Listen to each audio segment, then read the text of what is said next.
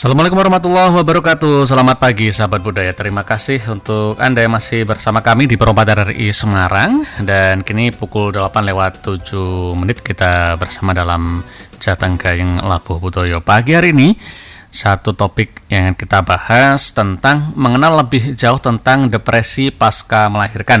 Dan sudah bersama kita melalui sambungan line telepon narasumber kita di pagi hari ini ada Dr. Rini Suprapti, spesialis kesehatan jiwa dari Rumah Sakit Jiwa Daerah Aminogonto Tomo. Assalamualaikum, selamat pagi Dokter Rini. Waalaikumsalam, selamat pagi Mas Titi. Bagaimana kabarnya? Alhamdulillah baik Bu Rini.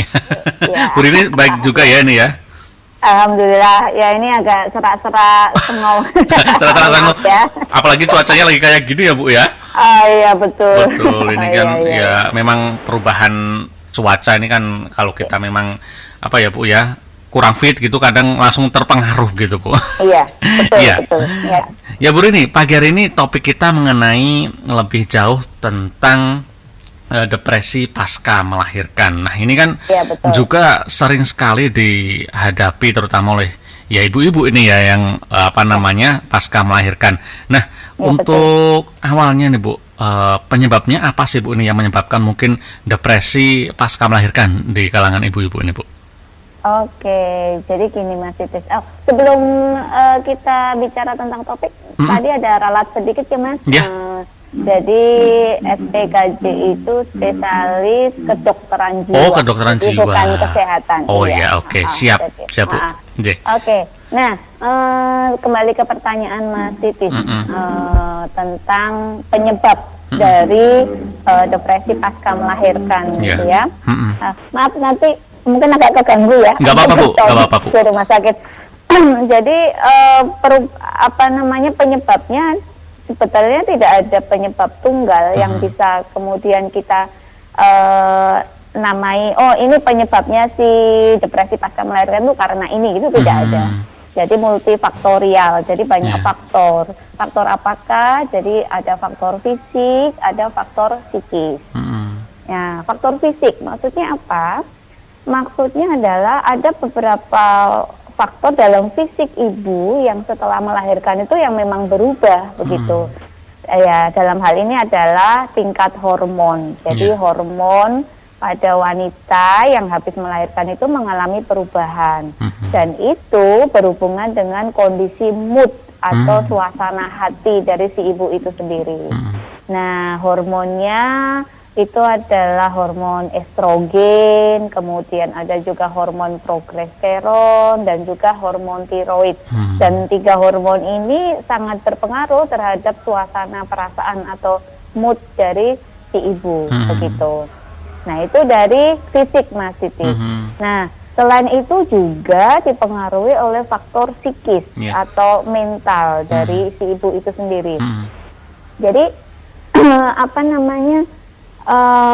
depresi pasca melahirkan ini banyak terjadi terutama pada ibu yang baru, maksudnya baru jadi ibu. Baru jadi pertama ya Bu ya? Baru melahirkan anak pertama. Coba bayangkan yang awalnya single gitu ya, kemudian married ya, menikah, kemudian menjadi ibu dari seorang individu, seorang calon pribadi yang nantinya sama dengan si ibu. Jadi biasanya secara psikis bagi ibu-ibu yang terutama yang baru melahirkan anak pertama itu merasa tidak pede, merasa tidak siap. Bisa nggak ya aku ngerawat si bayi ini, bagaimana caranya dan sebagainya. Jadi psikisnya biasanya cemas, karena cemas ada sedikit ketakutan. Di lain sisi dia juga merasa senang kan menjadi orang tua kayak gitu ya. Ada campur aduk antara senang, takut, cemas, khawatir, tidak pede. Nah itu menyebabkan terjadinya depresi pasca melahirkan. Begitu Mas Kiki. Iya. Nah, kalau ini tadi kan kekhawatiran, tidak pede dan sebagainya itu kan datang dari internal si ibu sendiri ya dokter ya. Nah, kalau dari eksternal seperti apa ya dokter yang mungkin bisa mengakibatkan juga depresi juga di kalangan ibu melahirkan ini? Oke. Ya, jadi eksternal bisa jadi support keluarga ya, maksudnya lingkungan sekitar si ibu ini bagaimana. Misalkan si ibu ini dia suaminya kerja di luar kota misalkan, dia hidup tinggal sama mertua begitu, atau nggak mertua lah, sama orang tuanya sendiri kayak gitu ya. Biasanya kan orang tua yang zaman dulu kan kadang agak beda ya dalam mentreatment si anak itu. Pola pengasuhan ya dokter ya? Iya, beda. Nah, antara si ibu ini yang dia itu punya idealisme, punya ilmu-ilmu tentang cara merawat baby ya kan. Kemudian pada prakteknya dia tergantung sama si si orang tua atau mertua yang mungkin agak berbeda cara mentreatment baby kayak gitu dari yang pengetahuan yang si ibu ini miliki.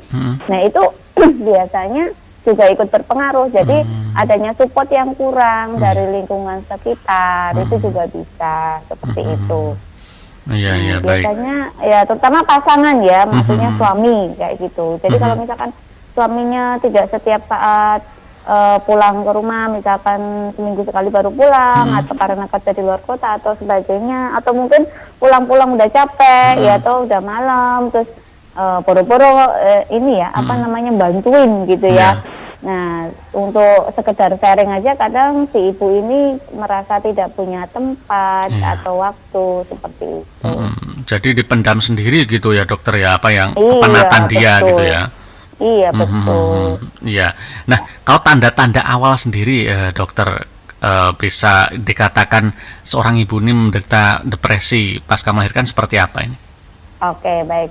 Mas Titi sudah berkeluarga? Sudah, kebetulan anak pertama juga. Oh gitu, cocok ya, cocok. Ini sekarang belajar juga dokter. Oh gitu? Iya. Ya, anak pertamanya udah lahir belum? Sudah. Oh sudah, ya ini untuk next ya berarti ya. Iya, betul. Nyolong-nyolong pertanyaan dikit nih dokter. Oh iya, boleh. Nggak apa-apa. Jadi tanda-tandanya, sebelum ke situ Mas, kita bicara dulu tentang ada banyak macam Mas, depresi pasca melahirkan. Kita bahas itu dulu gimana? Iya, oke, siap. Jadi sebetulnya depresi pasca melahirkan itu ada 3 macam. Ada 3 macam depresi pasca melahirkan. Yang kesemuanya itu berbeda gejala maupun tingkat beratnya penyakit atau gangguan seperti itu. Yang pertama itu mungkin familiar di kalangan kita kalau kita baca buku-buku parenting atau tentang kesehatan anak, itu tentang baby blues. Baby blues ya.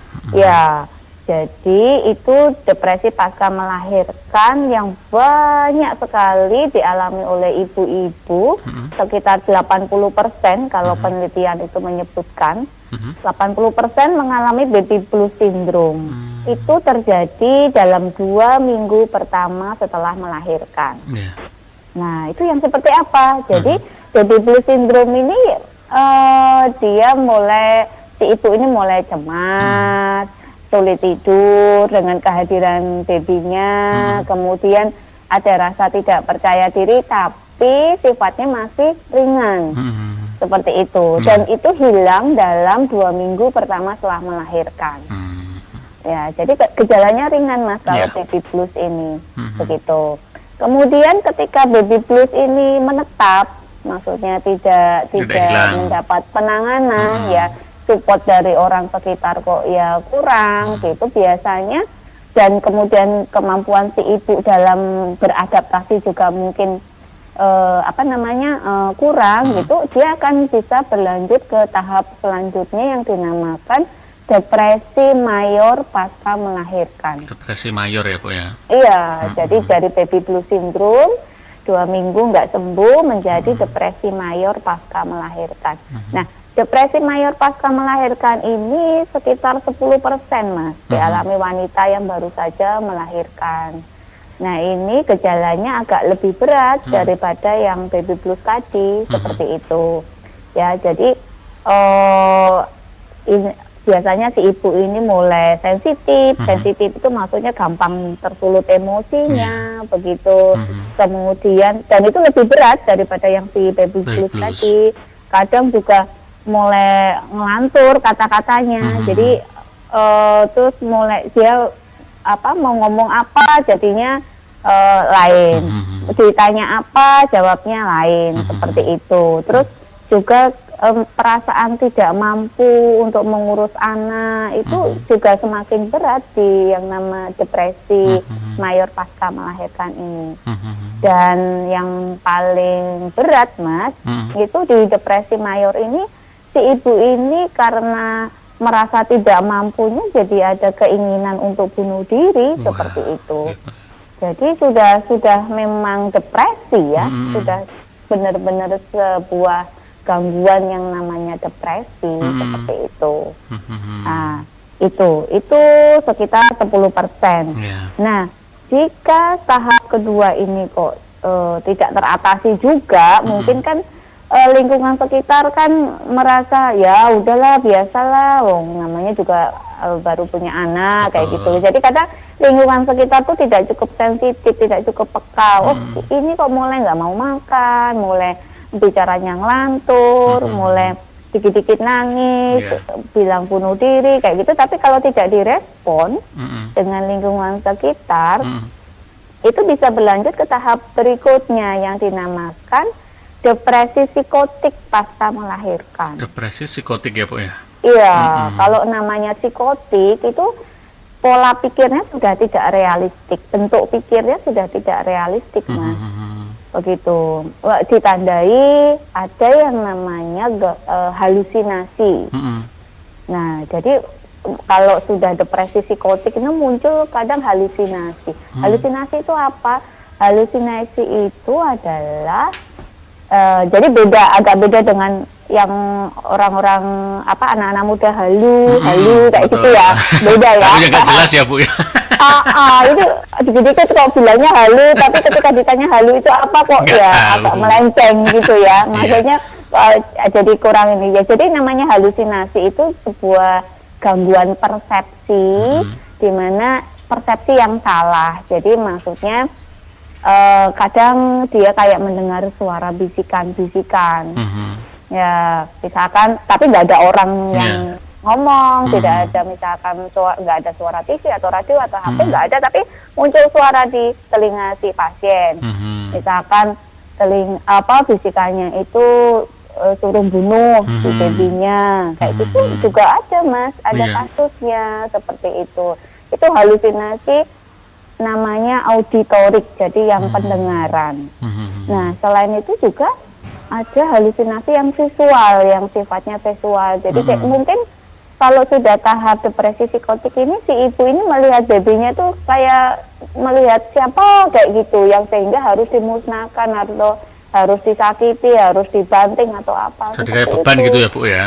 Iya, jadi sudah melihat bayi itu kayak bukan melihat bayi,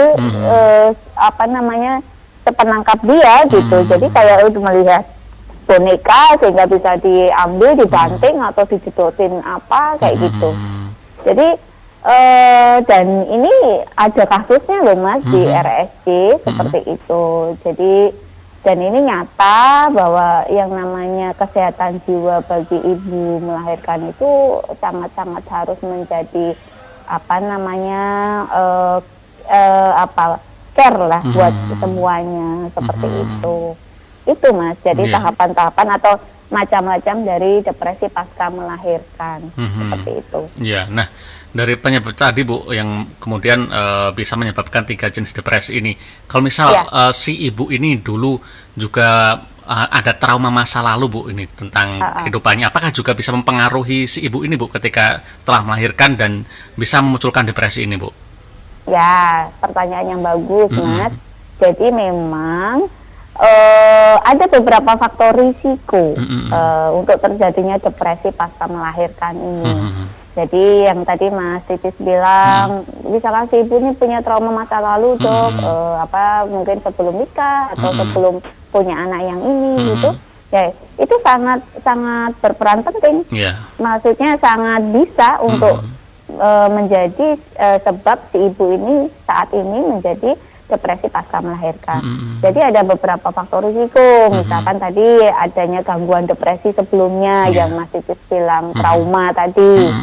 Ya, jadi trauma itu kan sebetulnya hal yang tidak menyenangkan atau peristiwa yang tidak menyenangkan di masa lalu mungkin ya maksudnya ya. Betul. Nah, Nah, adanya mungkin itu sebuah depresi ketika kita ada peristiwa yang sangat traumatis dan kita nggak kuat, gitu kan kita bisa muncul mengalami depresi. Jadi adanya riwayat depresi sebelumnya itu sangat bisa ketika dia kemudian mengalami gangguan depresi pasca melahirkan ketika dia melahirkan nanti.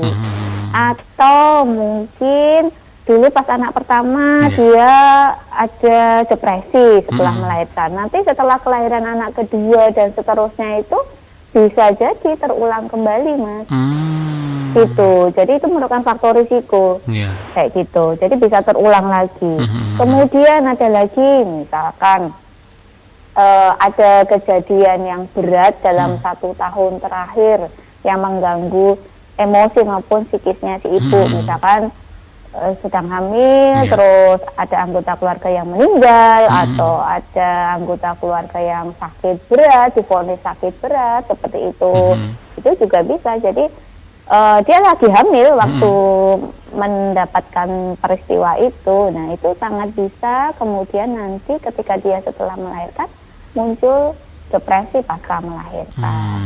Atau juga, Mas, misalkan baby yang dilahirkan itu tidak normal, maksudnya berkebutuhan khusus atau ada keadaan khusus, itu juga bisa menyebabkan si ibu itu mengalami depresi setelah melahirkan. Jadi misalkan misalkan baby yang dilahirkan ternyata bibir sumbing, tahu ya, Mas? Betul. Ada yang tidak normal di area bibir dan mulutnya. Atau yang lain ya, jadi intinya kecacatan sejak lahir kayak gitu. Atau lagi bayinya sehat tapi nggak cuma 1, Mas, 2 atau 3 lah, itu kebayang kan repotnya itu. Lah 1 aja cemas, ya 1 aja aduh bisa ngerawat bayi lah, ini kok dikasih karunia 2 bayi langsung 2 atau langsung 3 sekali melahirkan, ya kan. Nah, itu juga bisa pemicu atau faktor risiko kita jadi depresi, Mas. Jangan salah ya, kayak gitu. Atau lagi si ibu ini kesulitan memberikan ASI. Nah, mungkin baru melahirkan anak pertama, terus ASInya nggak keluar, itu udah ibu ini merasa tidak berharga menjadi seorang ibu, tidak bisa memberikan yang terbaik buat si babynya. Nah, seperti itu. Atau faktor lain lagi, Mas, banyak lagi. Misalkan saat habis melahirkan kok ya ada masalah dengan pasangannya. Kayak gitu bisa jadi. Atau masalah keluarga lain bisa ya, Bu, ya. Masalah finansial pas lahiran kok ya pas usahanya pas bangkrut, misalkan kayak gitu. Atau ada lagi kehamilan ini tidak direncanakan sebelumnya. Nah, itu juga bisa bikin si ibu ini depresi setelah melahirkan. Begitu, Mas. Berarti faktor yang menjadi trigger depresi itu banyak sekali ya, Bu, ya? Banyak sekali dan nggak cuma melulu sebabnya si ibu kayak gitu, tapi dari lingkungan sekitar juga bisa berpengaruh. Gitu, Mas. Nah, agak keluar sedikit, Bu, dari pasca melahirkan. Mungkin setelah anak berkembang, si ibu ini kan mungkin obsesinya besar sekali. Pengen anaknya gemuk, pengen anaknya sehat dan sebagainya. Tapi kan perjalanan si anak kan juga nggak selalu mulus itu ya, Bu, ya. Nah, apakah ini juga mungkin bisa menyebabkan depresi ini berlanjut atau muncul kembali setelah Bu? Mungkin depresi ketika melahirkan sudah hilang, tiba-tiba tidak sesuai dengan obsesinya dia, kemudian muncul lagi. Apakah ini bisa, Bu? Ya. Jadi kalau si ibu ini sudah ada riwayat depresi setelah melahirkan, itu sebetulnya ada kerentanan. Kerentanan ya, Bu. Kerentanan si ibu ini kerentanan secara mental. Jadi ketika ada masalah lagi, entah serupa atau yang lainnya, itu akan lebih mudah untuk kemudian jadi depresi lagi. Itu intinya. Jadi misalkan nih kemarin sudah depresi pasca melahirkan, terus dengan support keluarga mungkin harus kemudian dibawa ke rumah sakit, atau dibawa ke psikiater, sudah teratasi, sudah baik nih. Nah, ketika anaknya umur 1 tahun, 2 tahun, kok nggak mau makan, misalkan, terus yang dibandingin sama yang lainnya sudah bisa jalan, kok ini belum, kayak gitu, biasanya bisa juga menyebabkan si ibu ini tercetus lagi depresinya, seperti itu. Ya, jadi pemantiknya bisa saja bukan hanya ketika habis melahirkan ya Bu ya. Iya, Setelah betul. anak ini tumbuh pun juga bisa saja ini terjadi lagi gitu ya Bu ya. Iya, betul. Karena dia sudah punya kerentanan secara mental seperti itu, Mas. Oke, baik. Ini tadi kan bentuk-bentuknya ya Bu ya, bentuk-bentuk apa Ya. namanya depresi tadi. Kalau tanda-tandanya sendiri Bu, yang mungkin kita sebagai keluarga, sebagai pendamping juga perlu waspada ini Bu, ketika istri setelah melahirkan, tanda-tanda yang harus diwaspadai seperti apa agar tidak berlarut-larut depresi Bu. Oke, baik. Terima kasih pertanyaannya baik sekali. Nah, ini diingat juga Mas Idris ya. Siap. Sambil belajar juga ini Bu. Oh iya betul. Jadi tanda-tandanya apa sih kayak gitu ya. Nah, jadi pertama bisa jadi kesulitan tidur. Nah, si ibu ini sudah waktunya tidur cuma sedikit ya kan, kalau punya baby kecil kan ya dikit-dikit bayinya bangun kan si ibu harus siaga nih. Nah, jadi waktu si baby tidur ya ibu harusnya istirahat, si ibu mulai tidak bisa tidur, jadi sulit tidur. Kemudian atau sensitif itu dalam arti dikit-dikit tersinggung, dikit-dikit nangis, dikit-dikit ada orang bicara apa dia mulai penangkapannya lain seperti itu. Jadi terus kemudian cemas, si ibu itu khawatir, aduh gimana ya kok babyku kuning, kok babyku begini, kok babyku muntah atau ceguen. Nah yang kayak gitu-gitu kan apa ya, itu kita harus waspada. Kok si istri ini banget ya, kok ya agak terlalu kayak gitu. Agak kayak biasanya ya Bu ya. Betul, itu harus yang orang sekitar harus waspada. Atau si ibu ini jadi merasa bersalah, dikit-dikit curhat, aduh kok aku merasa ini ya tidak mampu, kok kayaknya aku kemarin salah, kurang nggak minum vitamin kehamilan saat hamil dan sebagainya kayak gitu. Ya, terus kemudian nggak konsen si ibu ini ya, mau ganti popok ternyata yang diambil lain, misalkan gitu, jadi kurang konsen atau nggak mau makan. Nah, kita harus hati-hati nih, ibu habis melahirkan nggak mau makan, agak kurang nyambung, maksudnya agak mau ngerjakan apa kok ya yang diambil lain kayak gitu. Nah itu hal-hal itu Mas yang kita sebagai orang yang di sekitarnya, sebagai keluarga harus waspada kayak gitu. Ini kenapa ini? Ini masih dalam batas yang ditolerir, atau memang sudah harus ke profesional kesehatan jiwa seperti itu. Iya. Nah, gitu, Mas. Harus ke profesional kesehatan jiwa ketika kapan Bu ini Bu? Ketika tanda-tanda apa muncul? Ya baik ya. Jadi kapan harus ke dokter jiwa gitu ya? Nah, ketika keluarga sudah memberikan support kepada si ibu dan kayaknya tidak mempan, maksudnya tidak, ibu ini tetap aja murung, nangis, terus mulai gejalanya makin parah, ya sudah dibesarkan hatinya, nggak apa-apa, ini tuh nggak apa-apa, bayi kayak gini tuh biasa dan sebagainya, misalkan gitu ya, si mertua atau si suami atau si ibu. Tapi kalau itu tidak menjadikan si ibu ini kemudian bisa membaik moodnya, langsung saja ke dokter jiwa.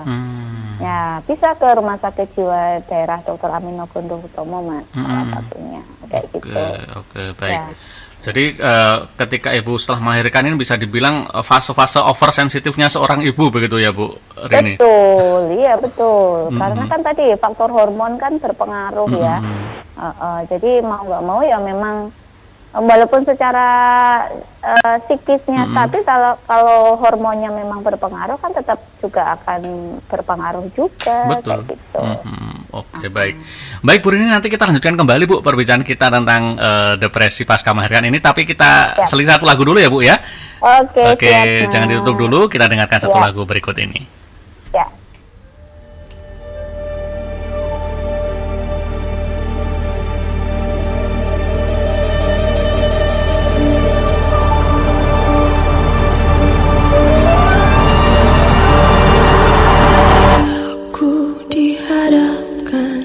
Pilihan antara dan salah. Aku mencintai kamu, sangat mencintai. Kamu berjalan bersamanya selama kamu denganku. Begitu rumitnya dunia hanya karena sebuah rasa cinta. Jadilah aku, kamu dan dirinya berada di dalam dusta yang tercipta. Apakah harus ku rasa sepenting itukah cintamu? Kita berawal karena cinta, biarlah cinta yang mengakhiri.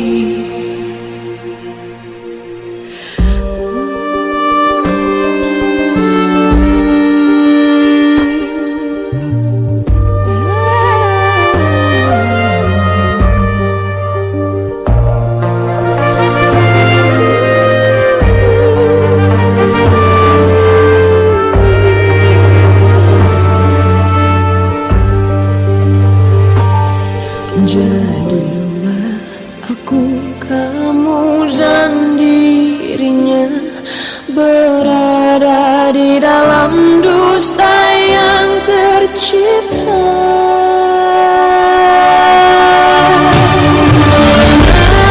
Mengapakah harus ku rasa sepenting itukah cintamu?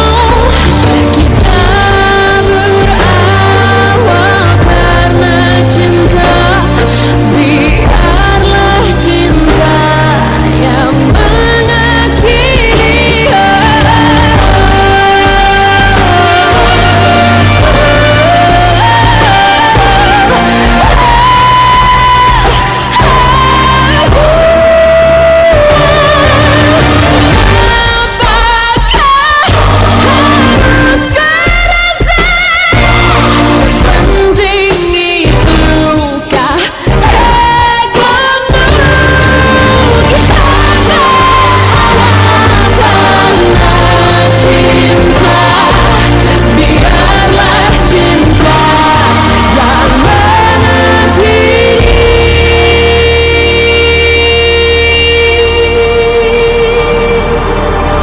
Kamu dihadapkan pilihan antara aku dan dia. Begitu rumitnya dunia hanya karena sebuah rasa cinta.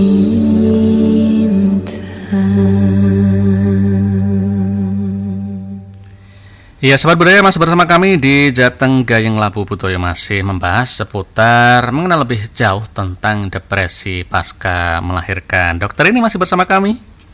Ya, masih Mas. Baik, kita lanjutkan kembali ya, dokter. Nah, itu tadi sudah dijelaskan oleh Bu Rini ada penyebabnya, ada macam-macam depresi pasca melahirkan itu apa saja. Nah, sekarang Bu, dampaknya ke si ibu dan juga si bayi ini seperti apa Bu ketika pasca melahirkan ibu mengalami depresi ini? Oke, jadi yang jelas kalau terjadi sesuatu di anggota keluarga kita kan mesti yang lain terdampak. Betul. Ya apapun itu ya sakitnya ya kayak gitu. Nah sama juga dengan ketika si ibu habis melahirkan dan mengalami depresi pasca melahirkan itu juga akan terdampak ya. Terdampaknya nggak cuman bagi si ibu itu sendiri, tapi buat si suami atau si ayah, ya ayahnya bayi maupun si anak, kayak gitu. Nah, sekarang buat si ibu sendiri. Nah, ketika seorang ibu kemudian mengalami depresi pasca melahirkan, dan kemudian tidak mendapatkan penanganan yang adekuat atau yang tidak tidak semestinya gitu, kurang baik lah katakanlah seperti itu, akan meningkatkan risiko buat si ibu untuk mengalami gangguan depresi pada fase kehidupan yang akan datang. Ya, depresinya depresi kronik bisa, depresi atau depresi mayor yang lain begitu. Jadi yang saya sudah sampaikan tadi kan si ibu ini sudah punya kerentanan gitu. Jadi ketika itu kerentanan tidak terlewati dengan baik, ya itu akan menjadi faktor risiko untuk kedepannya dia akan kembali mengalami depresi lagi, mungkin dengan peristiwa kehidupan yang lain, tidak melahirkan, tapi dengan peristiwa yang lain yang mungkin cukup traumatis, cukup berat. Nah, si ibu ini akan mudah untuk jatuh ke dalam depresi seperti itu. Ya, itu buat si ibu. Lalu si ayah atau si suami atau si pasangan si ibu ini kayak gitu ya. Tentu ketika seorang istri mengalami depresi pasca melahirkan kan tetap itu berdampak pada hubungan komunikasi atau suasana dalam keluarga itu kan. Iya. Ya, kira-kira si ayah bisa depresi nggak, Mas? Bisa saja, Bu. Karena mungkin bebannya bertambah, harus cari penghidupan, masih memikirkan kondisi istri seperti itu, mungkin, Bu. Iya, betul. Jadi si suami atau si ayah bayi ini juga bisa jadi depresi. Jadi pulang-pulang kerja, mungkin sore atau malam hari nyampe rumah, bayinya nangis, ibunya ikut nangis. Dan ngelihat kayak gitu, ya toh. Dan nggak cuma sekali dua kali, tapi berminggu-minggu ya kan tetap aja kan. Jadi di tempat kerja pun saya yakin si suami juga nggak fokus ya kan, kepikiran kayak nanti si istriku bagaimana, sudah makan apa belum, masih nangis apa enggak lah seperti itu. Itu buat si suami atau ayah. Nah bagi anak sendiri Mas, ketika si anak atau bayi ini diasuh oleh ibu yang dalam fase mengalami depresi, tentu akan juga berpengaruh, maksudnya akan terdampak. Penelitian mengatakan bahwa si anak yang diasuh oleh seorang ibu yang depresi bisa mengalami gangguan emosi dan perilaku. Nah, misalkan gangguan makan, atau gangguan tidur, atau labil itu dalam arti mudah rewel gitu ya, mudah nangis kayak gitu, nggak mau tidur, rewel terus kayak gitu. Karena apa? Dia diasuh oleh seorang ibu yang saat itu mengalami depresi. Atau kedepannya lebih jauh si anak ini bisa mengalami keterlambatan dalam bicara kayak gitu. Karena kan pola asuhnya tidak sehat ya dalam arti ya. Jadi tetap aja output anak yang diasuh juga akan bermasalah seperti itu. Iya. Begitu, Mas. Iya, berarti dampak bagi ketiganya pun di kedepan hari bisa berlanjut ini ya Bu ya kalau tidak ditangani. Dan mungkin ketiganya bisa menjadi lebih temperamental kalau masalah tidak diselesaikan begitu ya Bu ya. Iya, betul. Ya, dikit-dikit mudah terpicu gitu ya, dikit-dikit reaktif kayak gitu, emosional seperti itu. Iya. Gitu. Nah, untuk penanganannya sendiri seperti apa ini Bu? Terutama untuk sang ibu ataupun nanti untuk si ayahnya seperti apa dan juga si bayinya seperti apa ini Bu? Nah, jadi untuk depresi pasca melahirkan ini penanganannya ada dua kategori besar ya, dua kelompok besar. Yang pertama dinamakan psikoterapi. Nah, yang kedua dengan medikamentosa atau obat-obatan. Ya, psikoterapi itu adalah sesi terapi, konsultasi seperti itu dengan psikiater atau psikolog. Jadi bisa psikiater, bisa psikolog ya. Mas itu sudah tahu bedanya psikiater dan psikolog? Oh, belum begitu tahu Bu. Bedanya antara psikiater dan psikolog nih Bu. Ya, psikiater dan psikolog itu berbeda. Bedanya apa? Jika psikiater itu basicnya adalah dokter. Nah, dia dokter, yang kemudian mengambil spesialisasi kedokteran jiwa, sehingga dia lulus menjadi dokter. Karena dia dokter, dia bisa meresepkan obat. Itu psikiater. Oke. Nah, kalau psikolog basicnya bukan dokter. Gitu. Jadi dia kuliahnya di psikologi, ya walaupun sama-sama belajar tentang kejiwaan dua-duanya ini, tapi berbeda. Gitu. Oke. Berarti dua ini berbeda ya, Bu ya? Iya, Oke. betul. Jadi, nggih, monggo, Bu. Jadi yang psikoterapi ini sesi konsultasi yang biasanya serial ya. Jadi seminggu sekali, misalkan setiap sesi 1 jam, misalkan seperti itu.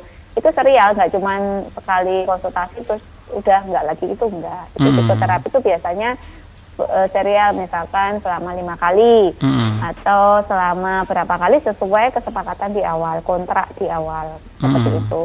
Tujuannya adalah untuk mencari jalan bagaimana mensolusikan sebuah masalah, menyikapi sebuah masalah sehingga tidak menjadi beban baik buat si ibu atau anggota keluarga yang lain. Itu psikoterapi.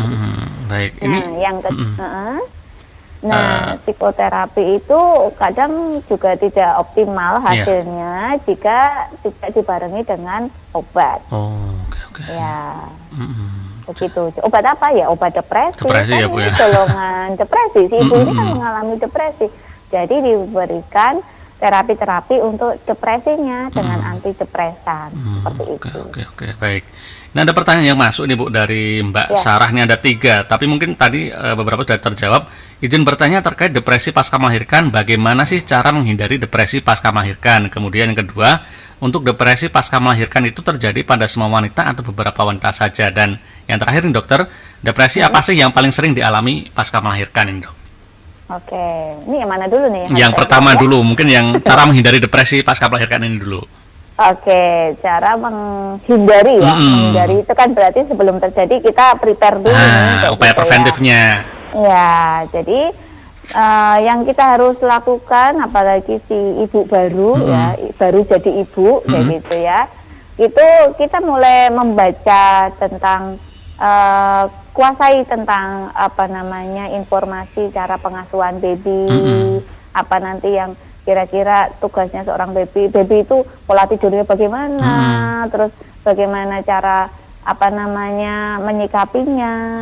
Nah, selain itu juga kalau akhir-akhir kehamilan itu sudah mulai konsultasi ke jika saat konsultasi ke dokter kandungan kan sudah mulai ada namanya breast care. Breast care itu kan perawatan payudara supaya ketika nanti melahirkan tuh bisa langsung lancar atau ASI-nya, atau ketika tidak lancar tidak panik gitu loh. Tidak panik, ini harus bagaimana gitu. Jadi biasanya sama perawat sudah diajarin itu akhir-akhir kontrol, akhir-akhir menjelang kehamilan itu. Jadi kuasai atau perbanyak informasi tentang nanti itu jadi ibu itu seperti apa. Nah, jadi biar nggak kaget nih, kayak gitu. Itu jadi ketika kita membuat prepare yang baik, itu kita nggak akan menjadi terkaget-kaget kemudian akhirnya down kayak gitu. Ya, jadi kita harus bayi itu bagaimana cara mandiin bayi, cara merawat tali pusat, misalkan itu kan banyak ya informasi-informasi itu entah di majalah majalah yang tentang kesehatan anak itu kan banyak ya. Itu mulai kita baca-baca. Terus mulai kita cari info juga. Ketika melahirkan itu, habis melahirkan itu terjadi apa, perubahan apa dalam tubuh si calon ibu ini bagaimana, dan cara mensikapinya bagaimana. Nah, dan itu nggak cuma si ibu, saya harapkan si pasangannya juga ikut belajar. Jadi nanti ketika muncul masalah itu si suami bisa kasih support kasih bantuan, karena bareng kita punya belajar bareng seperti itu, Mas. Itu. Iya, kemudian yang kedua nih, Bu, depresi pasca melahirkan itu terjadi pada semua wanita atau beberapa wanita saja ini, Bu? Ya, jadi tadi disampaikan ya tidak semua wanita ya, tidak semua wanita. Tapi tadi yang angka kejadian baby blues itu kan sekitar 80% ya. Jadi kan banyak sekali itu, 80% itu kan ya. Tidak semua wanita habis melahirkan terus jadi mengalami depresi pasca melahirkan ya tidak. Banyak faktor yang berpengaruh kayak gitu. Fisiknya berubah tapi psikisnya kuat ya nggak apa-apa. Kayak itu. Semuanya berubah fisik maupun psikis tapi support sistemnya bagus ya bisa juga nggak depresi kayak gitu. Jadi banyak faktor yang berpengaruh seperti itu. Jadi mungkin sejak kehamilan pun harus ada upaya pendampingan gitu ya Bu ya, untuk si ibu ini. Iya betul. Iya. Nah, depresi yang paling sering dialami pasca melahirkan tadi berarti baby blues tadi nih Bu ya, yang 80% betul, tadi. Baby blues syndrome, iya betul. Iya. Baik, selanjutnya Bu Rini, untuk upaya pendampingan sendiri Bu. Kita tahu bahwa si ibu tidak mungkin bisa menghadapi depresi ini sendiri, ataupun sebelum kelahiran masih dalam proses kehamilan. Seperti apa nih lingkungan sekitar, keluarga, suami harus memberikan pendampingan ataupun upaya pencegahan agar si ibu ini tidak mengalami depresi ketika pasca melahirkan nanti gitu. Ya, jadi itu bisa dikondisikan misalkan dengan mengantar kontrol si ibu ini, si istri ketika kontrol hamil gitu, akhir-akhir ya suami ikut mendampingi. Jadi konsultasi bareng, mendengarkan dari dokter kandungannya seperti apa, seperti itu. Itu bisa. Kemudian ya tadi belajar sama-sama membaca atau mungkin ikut apa ya, pelatihan atau apa ya, mungkin kan sekarang banyak webinar ya. Kelas parenting gitu ya Bu ya? Iya betul kelas parenting itu bareng gitu loh maksudnya. Kayak gitu. Jadi itu bisa dilakukan supaya apa ya, itu sebuah cara atau bentuk pendampingan yang bisa dilakukan. Kemudian misalkan belanja persiapan keperluan baby kayak gitu ya bareng. Jadi maksudnya memang dikondisikan bahwa kita mau menyambut buah hati kita bersama nih gitu. Jadi ada sukacitanya itu jadi bareng gitu. Jadi tidak kemudian si ibu itu merasa tidak disupport seperti itu. Terus kemudian misalkan pasangan suami istri ini tinggal sama mertua atau orang tua kayak gitu ya, juga mertua atau orang tua ini juga harus bisa menampilkan support yang sama kepada si calon ibu ini seperti itu. Karena mungkin pola pengasuhan yang berbeda ini kan juga kadang menimbulkan permasalahan sendiri begitu Bu. Si ibu menginginkan seperti ini, kemudian si mertua menginginkan seperti ini, kan kadang kalau tidak ditemukan jalan keluarnya juga jadi masalah kembali gitu Bu. Betul sekali Mas Titis. Dan itu menjadi trigger depresi juga ya Bu ya. Iya, betul. Baik. Baik, ini pertanyaan colongan Bu. Ini kan juga saya sebagai seorang ayah mungkin ya, dan juga sebagai seorang pendamping begitu. Nah, seperti dijelaskan tadi bahwa faktor kerentanan ini juga bisa berlanjut. Nah, yang harus dilakukan oleh seorang pendamping ketika istri sudah punya kerentanan seperti itu, yang harus dilakukan oleh seorang ayah apa Bu ini Bu? Jadi yang pertama banyak komunikasi dengan si istri. Jadi yakinkan istri bahwa nanti itu kalau terjadi masalah si suami ini merupakan sosok yang siap untuk membantu, kayak gitu ya. Nanti mungkin bisa ambil cuti ya, atau cuti kerja ketika menjelang kelahiran atau awal-awal kelahiran seperti itu. Jadi banyak komunikasi. Kemudian kalau memang si istri sudah punya kerentanan, itu kan suatu pembelajaran buat suami. Nanti di kelahiran next berikutnya berarti tidak boleh ini, tidak boleh begini. Nah, gitu kan si suami juga sudah harus prepare juga ya Bu ya. Mengidentifikasi ini berarti nggak boleh. Ini nggak bisa ini kalau lahiran terus ditungguin ibu mertua terus ini lagi berarti mungkin next misalkan tidak serumah sama mertua atau serumah, tapi biar si ibu ini kan udah pengalaman dengan mertua sebelumnya. Jadi misalkan untuk cara mandiin, cara merawat tali pusat dan sebagainya kan mungkin sudah belajar, sudah bisa kayak gitu.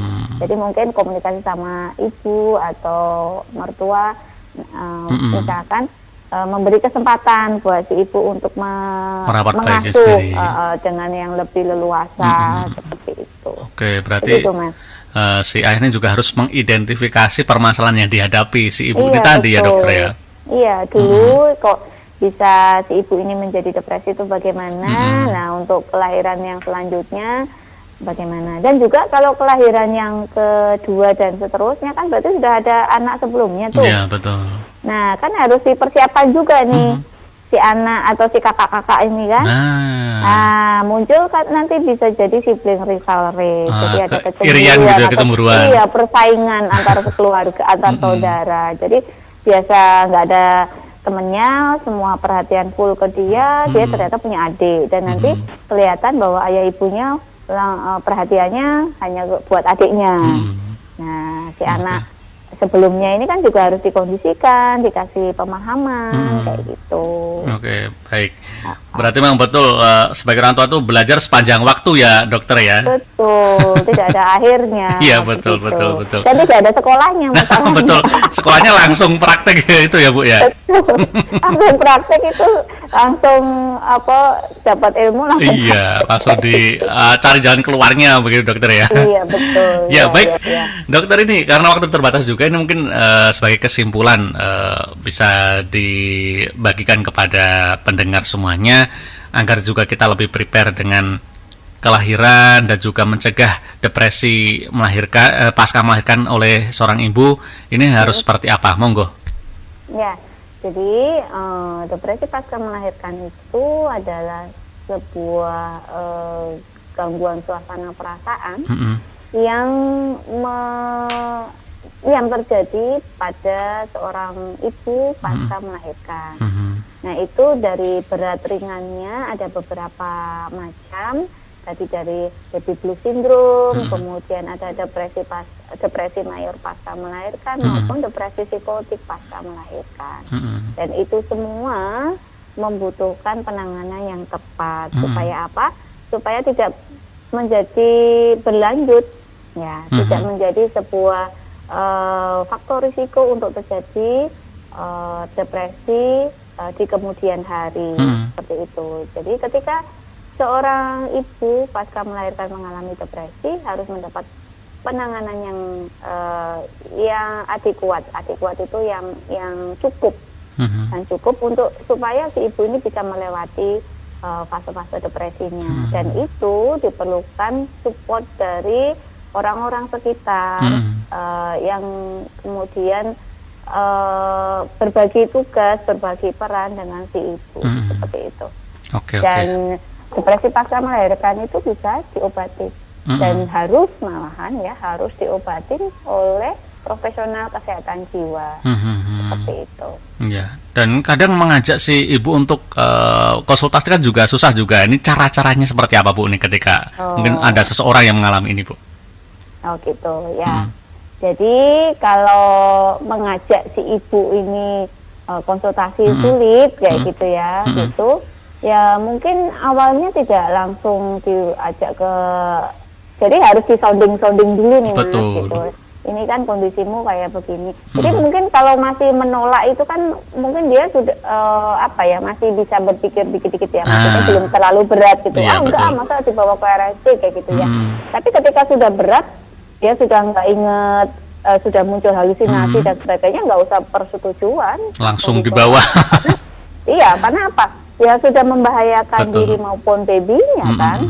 Sudah muncul halusinasi, ntar dia ada bisikan untuk bunuh bayi atau melihat bayinya kayak boneka sehingga dibanting-banting lah. Kalau kayak gitu sih nggak usah minta persetujuan si istri, langsung aja kita bawa ke Rumah Sakit Jiwa Dr. Amino Pondokopinya Provinsi Jawa Tengah.